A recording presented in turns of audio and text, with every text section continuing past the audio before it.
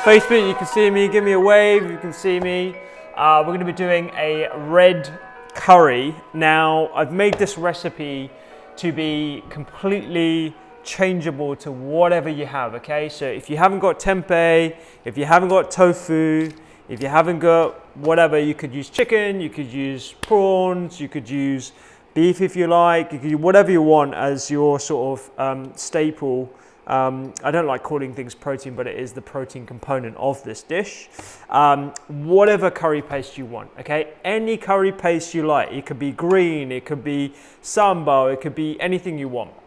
We've got a nut butter. I'm using peanut butter, crunchy, smooth, doesn't matter. You can use almond, you can use cashew, whatever nut butter you've got. You don't need to add the nut butter if you don't have nut butter. And 3 veggies, okay? So the whole thing with Doctor's Kitchen recipes now, we're trying to get as much veg into your diet as possible, okay? So 3 portions of vegetables every single recipe per serving in one pan, okay? It's gonna be something that's gonna come out in all the new newsletters that I'm gonna be putting out, all the new recipes I'm gonna be putting out are gonna have a formula that vaguely applies to those sort of, not rules, but you know, that sort of formula. So we've got onion, beautiful, simple ingredient. No one's stockpiling onions. Onions are beautiful ingredients, prebiotic, loads of anti-inflammatory potential, very, very good for your general health, okay? Gut health in particular. Tempeh, again, people don't know how to use tempeh. It's not a very, it's not very well appreciated. It's a beautiful, beautiful ingredient. Isoflavones, it's essentially fermented soybeans packed together, and it gives a great consistency similar to meat. If you miss meat, this is a good alternative, but you do need to flavor it, all right? The first thing I'm gonna do is get these going. So, and I'll talk around the ingredients in a second, because this is gonna be a super easygoing recipe. Everyone's been working the whole day, dealing with the kids. If you're an NHS worker like myself, maybe you had a busy shift, whatever you're up to, this should be the relaxing part of your day. I don't have any music on today because people complained that you couldn't hear me last time. So sorry, no music today, but I will try and do music episodes in the future if I can work out how to make sure that I'm not, you know, making it too loud. So I'm using sesame oil. In the recipe is coconut oil, whatever oil you like, whatever oil you have access to. And we're just going to break up this tempeh that you can see here just with your hands. You don't need to chop it. But like I said, if you're using prawns or chicken breast or thighs, just chuck them, just break them into or chop them into like chunks like that, like 2-3 centimeter chunks. The jagged the better, it doesn't really matter. In that goes, we're going to get this nice and golden on the outside. Just turn that up. And just a little bit of, oh, I need salt. What is the salt? Okay, ideally, when you put your tempeh chicken, prawns into the pan, you should hear it sizzle a little bit. I can't hear it sizzling. Oh no, I can hear it sizzling. Yeah, sizzling. You cook with your ears, your eyes, your senses, everything. So that's sizzling away. That's going to take a couple of minutes just to get some goldenness on the outside. Again, if you're cooking chicken, you just need to brown it. You don't need to cook it the whole way through. And then we're going to put it into a bowl. So put it to one side, and then we do the rest of the ingredients. I'll talk you through that in a second. I need another bowl whilst I'm talking about that. Aha, another bowl. All right, so this goes over here. Let me finish the ingredients. So peas, very accessible, even right now. Frozen peas, fresh peas. If you don't have peas, you could use asparagus. If you don't have asparagus, you could use courgette. If you don't have courgette, you could use aubergine. Anything that you want, as long as it sort of, you know, is about 2-3 centimeters cut up in size. I'm just using peas because it's so easy to use. Bungus and everything. A good protein source as well, good fiber source. So using peas in this particular recipe. And as I'm using a Penang curry mix, it kind of goes with the flavor base too. But again, we don't have to be too rigid about that. Mangetout, again, another beautiful ingredient. It's in season. I've got this like just from one of the local grocers. This is all they had. But again, you could use different ingredients. You could use spinach as well with this. It works very, very well. Gonna have a bit of ginger, some coriander, and a lime. Or you could use a lemon if you can't get lime. And you can get lime juice as well. So I've washed this already. I'm just gonna grate it using my trusty grater here. And I'm not using garlic in this recipe. I'm just going to let the curry paste do all the work, really. I'm trying to make it so it's not too much effort whatsoever. And there's minimal chopping. As I'm looking around, there's not really much to chop. So, and I'm sorry if I can't read the, oh, you're just saying hello. Hello, hello. Sorry if I can't read them completely because the camera's a little bit far away, so I can't respond, but I will try and do something a little bit later. But let me know how you're finding these lives. Is there anything in particular that you want me to do?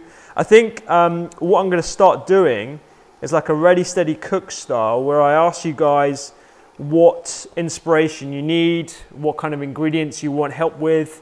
If the only thing that you got in the market was a swede or a parsnip, how on earth do you use those? I've got tons of ideas, and I kid you not, it's the simplest ingredients that are the most healthy, okay? So you don't need to, you know, always buy the same ingredients. It's actually an opportunity to be a little bit experimental too. So I don't know if you can see this, but I'll show it to you in camera in a second. I'm just going to move these around so we get a little bit of color on them.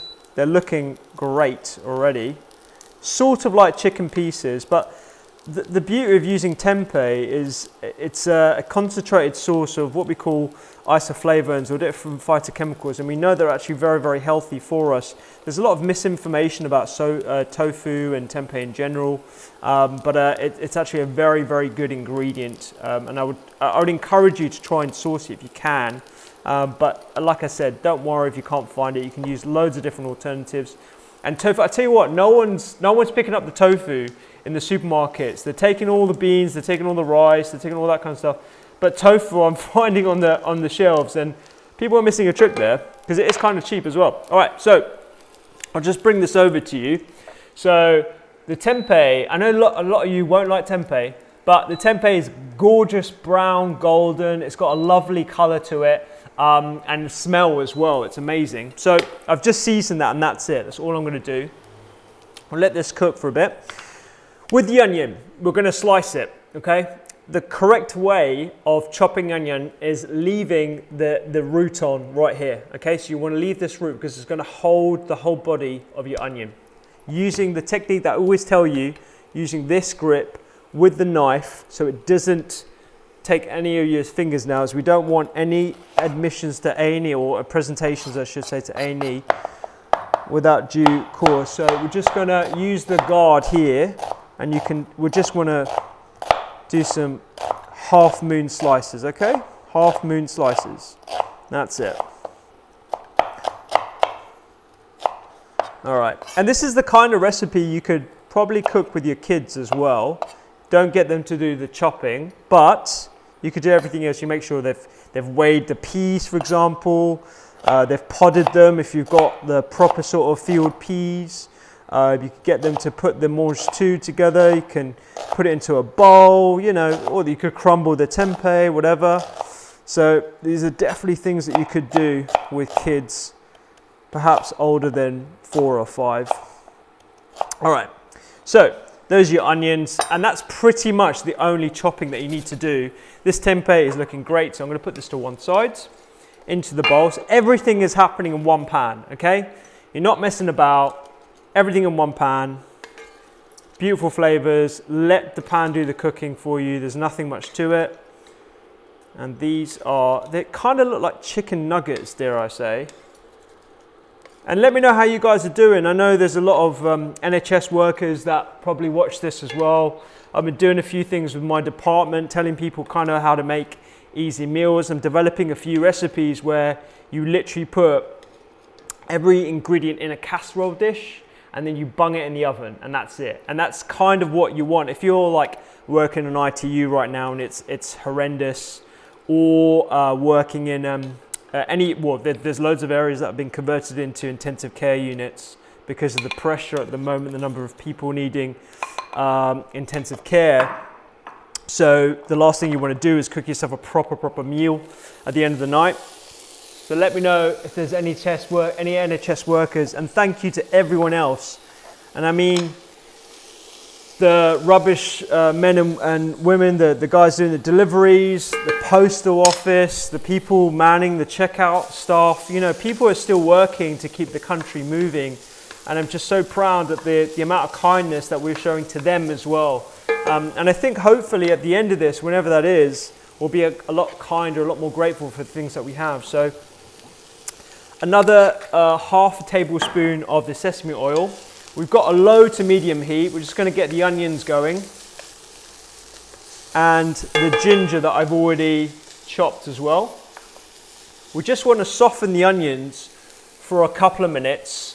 Get them a little bit brown. You don't want them over caramelized. You don't want them too sweet, because everything else, like you've got the peas, the mangetout, a bit of the nut butter, everything else is going to have a bit of sweetness. I don't think I mentioned the coconut cream, but all the ingredients are on the Facebook post and the Instagram live post as well. So you'll be able to find everything out. Let me see if I can get...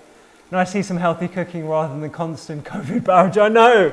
I don't want to use the C word on this slide, because I think you get enough of that. And I think hopefully I can give you a little bit of respite, remind you of the positive stuff that's actually happening. I'll be honest, this is kind of like therapy for me as well. Whenever I'm in work, I was working at the weekend, I was working on Monday. It's sort of like, that's all we talk about, obviously. It's all I'm listening to, it's all I'm reading, because I've got to be, you know, up to date with the literature. I've got to be, you know, willing to change roles as well. I trained as a GP, but I'm doing emergency work. So this is like, it's all very nerve-wracking for a lot of us. So the last thing I want to do is come back from work and do an Instagram live and just talk about the same thing I've been talking about the entire day. So I want this to be respite, and I want everyone to think of this as an opportunity to figure out, okay, how can we come out of this stronger as a nation, kinder to each other, and healthier as well. And we do that with cooking. So that's my preach over. All right, ginger's just gone in, another minute or so. We've got our peas, we've got our beautiful mangetout. I'm just going to chop these. I'm going to roughly chop these. You don't have to, but I'm going to roughly chop them, because I just find it just cooks a little bit easier, and I want it to be a little bit quicker, so you don't have to listen to me whittle on. Just roughly chop with your knife. And again, you could use spinach or anything like that. And if you are going to use spinach, top tip is to only put it in right at the end when you've got the coconut milk in there and everything else, because you don't want to overcook spinach, because you'll lose a bit of the nutrition. You want to try and maintain a bit of it. And the other tip is, if you've got a stronger green, so something like, I don't know, Savoy cabbage or a pointed cabbage or cavolo nero or Tuscan kale, you want it to be going in a little bit earlier, because it's a woodier stem, and it will take a little bit more time to cook properly. So in goes the mangetout, in goes the peas.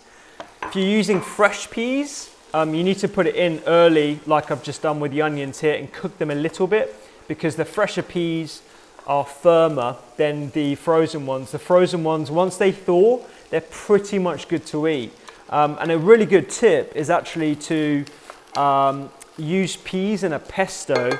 So I like making a pesto with wild garlic is in season right now. So depending on where you are in the country, when you do your one walk a day, you could walk to a green area and pick some wild garlic, wash it obviously thoroughly before you use it, and blend that into a pesto. So wild garlic, a little bit of a tiny grating of garlic as well, olive oil, and peas, and that makes a beautiful pesto. You can throw that into pasta or whatever, it's great.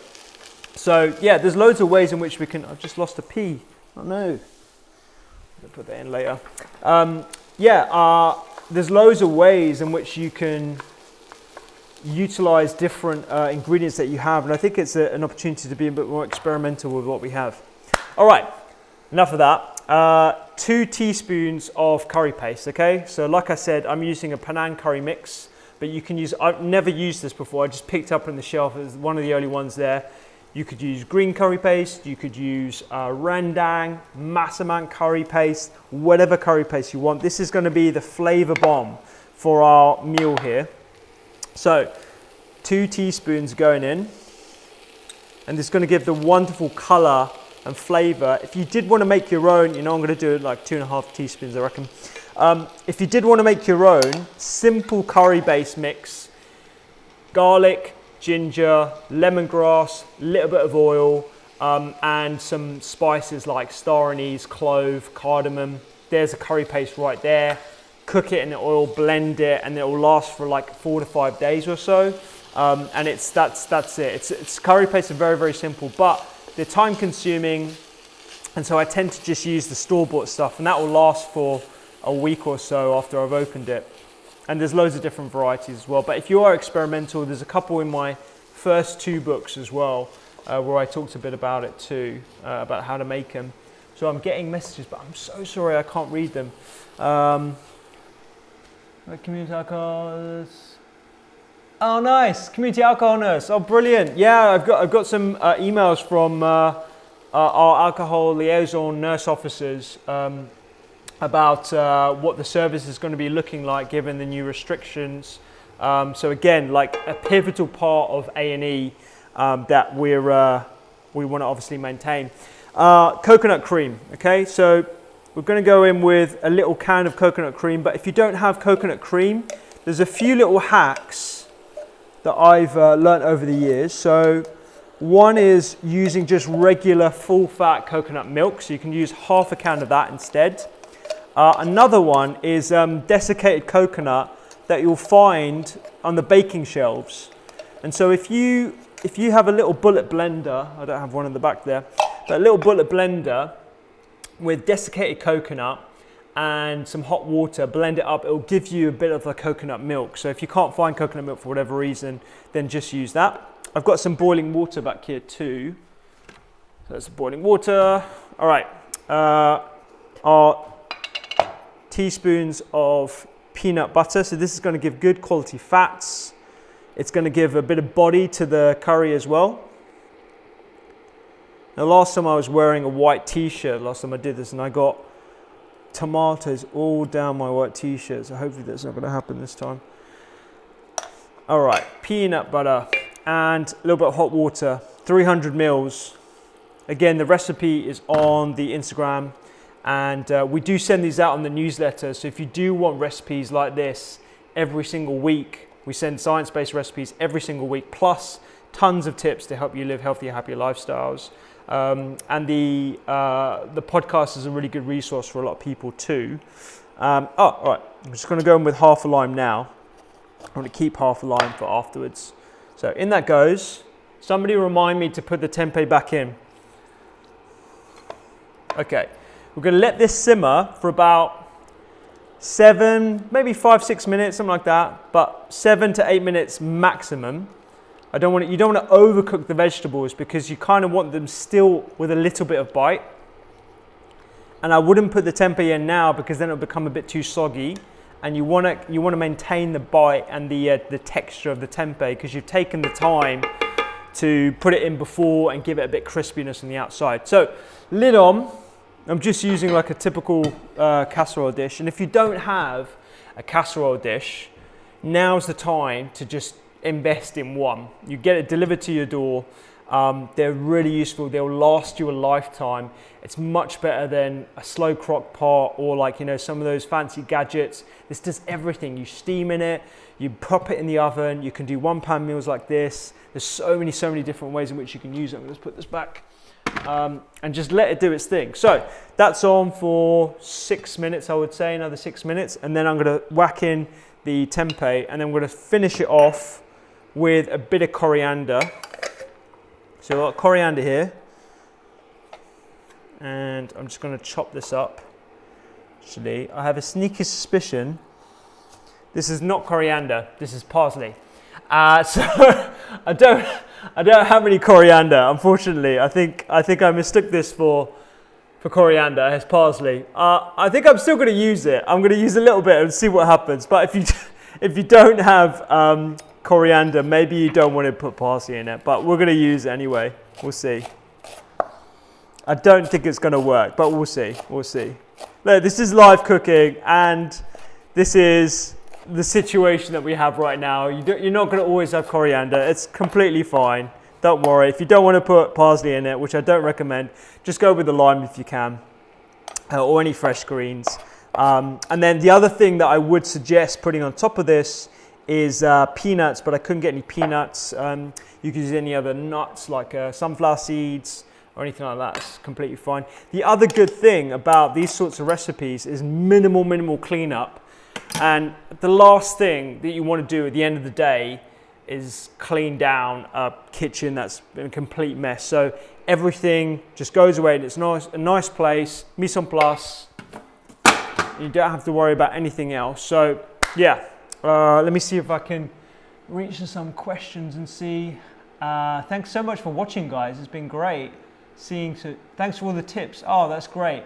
Especially the coconut milk. Yeah, the coconut milk is super easy. I mean, desiccated coconut, a couple of tablespoons in about 200 mils or 300 mils of hot water. Blend it in a NutriBullet or any bullet-style blender, and you will have coconut milk there.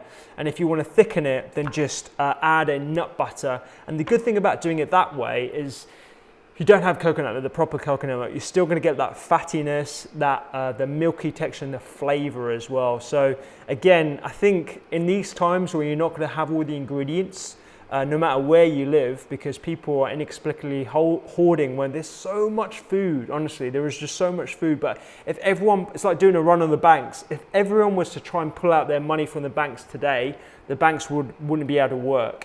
And it's the same thing with supermarkets. If everyone decides to, shop for 2 months at a time, we just don't have enough produce to maintain that supply chain.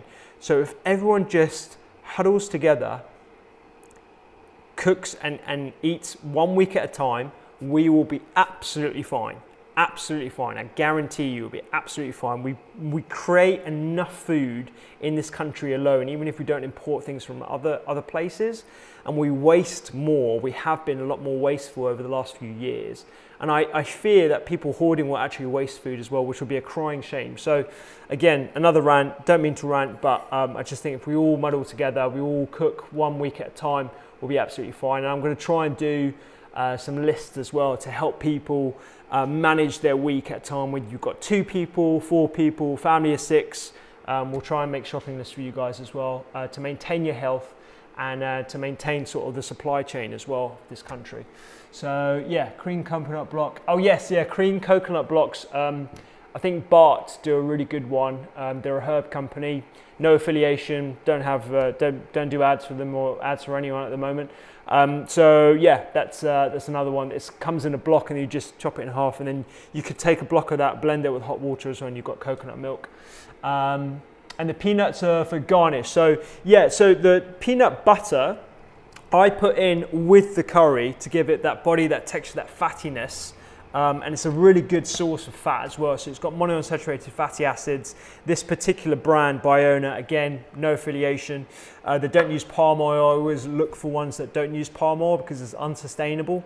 And this is just pressed nuts. But again, if you're allergic to peanuts, you could use a seed-based butter. If you're allergic to all seeds, then you don't need to use that whatsoever. You could use a little bit more coconut milk for the fattiness. And I think fats are a very, very important part of your diet because it actually helps absorption of your fat-soluble vitamins A, D, E, K, as well as some phytonutrients as well that you'll find in the Mangetout and the pea. So please don't take fats out of your diet. Fats are very important. I know people are scared and calorie counting and all that kind of stuff. Calorie counting, it's useful for certain people, but I'm not a big fan of calorie counting for the majority of the population, because if you eat according to principles of a healthy living, or healthy eating I should say, largely plants, lots of colors, plenty of fiber, quality fats and eating in time, the things that I talk about in both my books and everything that we put out, you will not need to calorie count to maintain a good optimal weight, okay? All right, so this is pretty much done. So we've just got like a gentle simmer. I want to try and take this over. I want to make sure that I don't knock anything over. So this is what it looks like, a gorgeous green color with that vibrant red coming through, a little bit of the coconut, and that's it. I'm going to add the tempeh back for another minute just to soak up some of those beautiful flavors.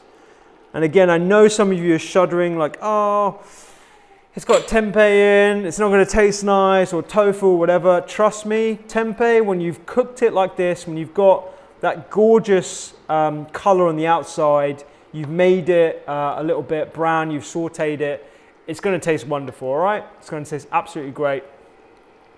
And I'm gonna garnish this, even though it should be with coriander, I'm gonna garnish it with a little bit of parsley. I'll let you know how that goes. Kind of dreading it. All right, and you can serve this with a little bit of wild rice. Okay, around the outside. Frugal times. Tiny bit of lime. And we are done, guys. We are absolutely done. Turn this off. Let me try and put it in front of you. If you can see down here. Yeah, buddy. Yee! All right, so that is our red curry. Like I explained to you, so easy to change up, okay? If you don't have this particular brand of red curry paste, don't worry about it. If you don't have this particular nut butter, don't worry about it. If you don't have this oil, you can change it. This is like one of those versatile recipes. You could just change the flavor base to how you want to eat this particular curry. You could even make it, like, dare I say, like a casserole dish. You could make it French or Italian inspired. You could do a pesto. Instead of the curry paste, you could use a pesto with a little bit of veg stock instead of the coconut milk, and you've got like a different kind of casserole, and then add like a teaspoon of white flour or corn flour, which is my my go-to to thicken it slightly, and you have a casserole. So again, I'll probably do, I tell you what I'll do an identical meal using the exact same steps and show you how it can be completely different using just different ingredients. And you'll see that the method, everything is just like, it's just so simple. And you see I've just made this in, what, 20 minutes? And there's no mess. I haven't had to use different pans. You know, I've seen a lot of chefs on Instagram using different pans and putting some in the oven, and that's great. Like, I love that, but you know, when you're dealing with people who've just come back from work, that's the last thing you want. You just want something super effortless and frictionless, just like this. So mine needs more liquid water. You could add a little bit more water. Yeah, sorry. Let's see. Thank you for sharing knowledge. Was anyone actually cooking with me? I always wonder if people are actually cooking along. And if you are, I would love to just send me a picture. Send me a selfie, send me something, either DM me or send it to the email or whatever. Just tag me in your pictures. That's what I should say. Tag me in your pictures. I'd love to see you guys cooking along, because this is fun. And if you want me to do more stuff like this, just let me know. When I'm not in hospital, I will be in the kitchen trying to help you guys live healthier, happier lives. So please, your mum just made roti. Okay, fine. Or maybe your mum, maybe you can have roti with this, I don't know. You made curry live, and I'm still at my dishes. I started washing before you started. Okay, fine. Good. Oh, you're cooking along with me. Brilliant, Nigel. That's so good to hear. Okay, cool. I'll let you guys go. A little bit of water, Nigel, if you want, to make it a little bit thicker. It's probably all you need.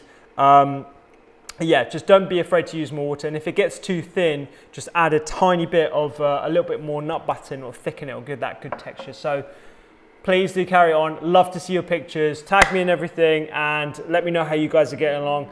Thank you so much for watching. Positivity, be kind to everyone, don't hoard, and I'll see you next time on the Doctor's Kitchen Live, okay? Thank you so much. Really do appreciate it. Thank you so much for watching this video. There's so many others for you to enjoy right here.